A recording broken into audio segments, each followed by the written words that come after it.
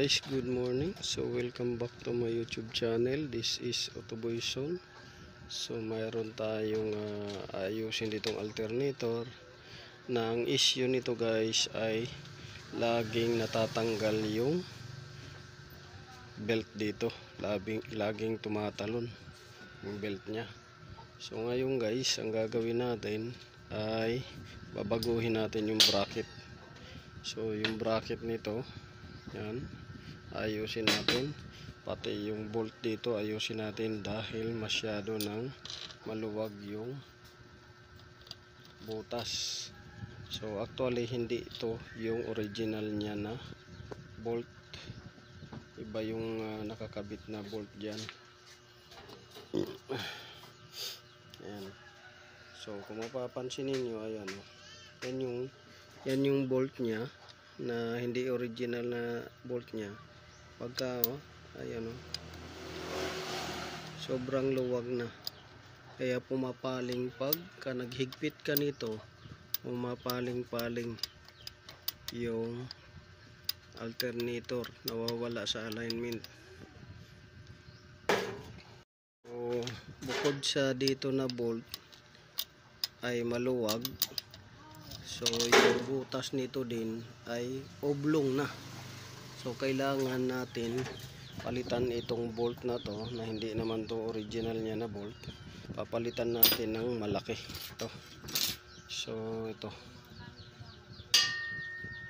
yung bolt na lalagay natin dito para walang clearance talaga na maka-apekto sa alignment ng belt. Ayan. So malaki na tong bolt na to kaysa dito. Ayan, so, ayan. Mas malaki to, mas mataba. So ito yung ilalagay natin.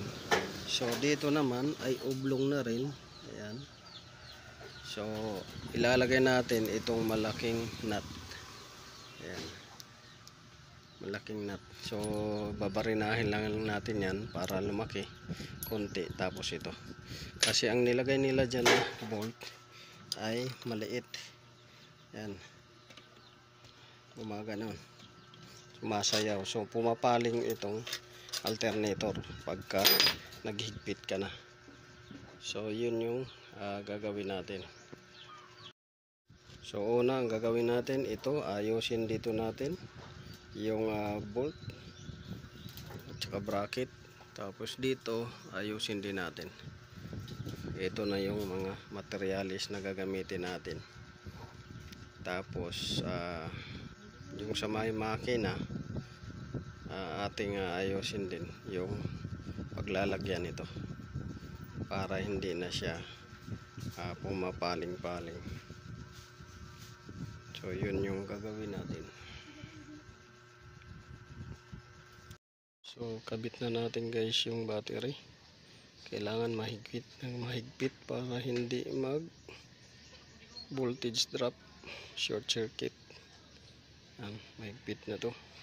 Ground, itong ground side terminal mahigpit na. Ito positive side terminal mahigpit na rin.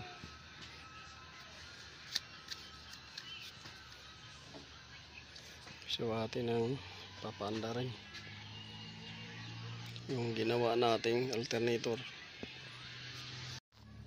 So ito na, naikabit na natin yung ni-repair nating alternator. Yan.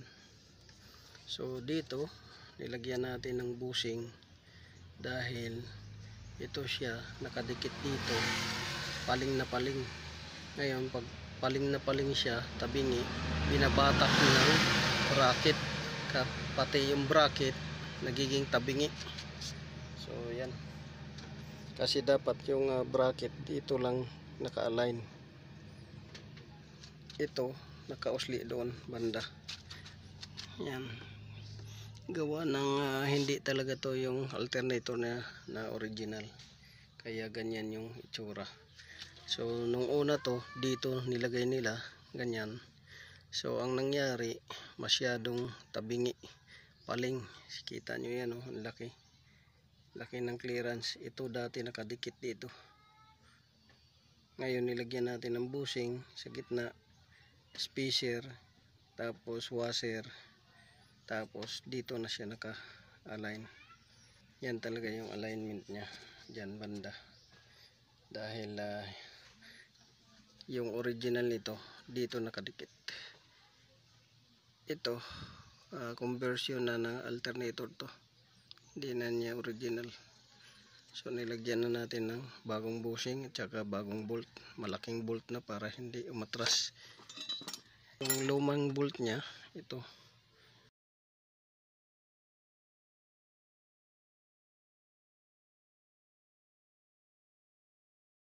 So, sa baba naman, ayan, sa baba, so nilagyan na natin ng bagong bolt na malaki rin, malaking bolt para hindi siya mabingong o magbend, at saka bagong bushing spacer nilagyan natin, pati yung bagong bolt, bagong nut, bagong washer. So nakabit na, mahigpit na yung belt. So check natin kung magcha-charge yung alternator, dahil tinanggal natin yung connection nito. Ito malaking wire, ito yung battery supply para sa alternator dito. Ito para sa charging niya. Ito yung return na wire para sa battery. Tapos ito naman yung ignition, itong maliit na to sa ignition. So yan yung ginawa natin. Check na natin kung gagana, magcha-charge ba.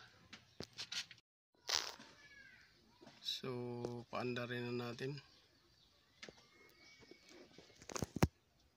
So kailangan pag ignition on, lalabas yung battery indicator. Ignition on. So nandito yung battery indicator, kung nakikita ninyo. Ayan, oil indicator, handbrake indicator, tsaka door indicator. So lumabas yung battery. Tapos kailangan lalabas din dito yung voltage. Ayan. So paandarin natin.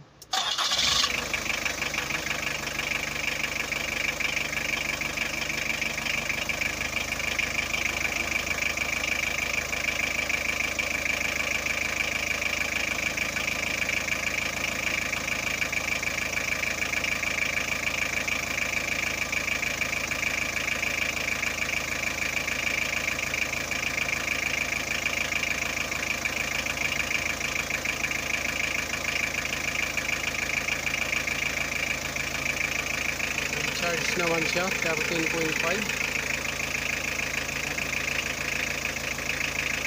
at kailangan mawala yung battery indicator niya dito. So nawala yung battery indicator niya, so okay, nagcha-charge siya. Tapos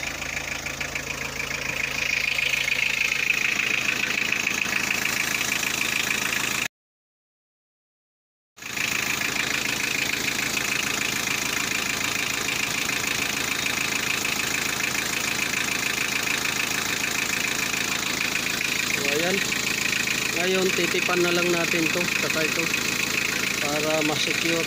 Saka babalutin natin ng ito, pati yung plastic strap lalagyan natin. So yun, nagawa na natin na ma-realign yung handle at saka yung alternator. Pero lalagyan pa rin natin dito ng bracket. Ito dito, bracket dito para dito. So may butas siya dito. Nagagawa tayo ng flat bar, babarakita natin yan. Tapos lalagyan natin ng bolt.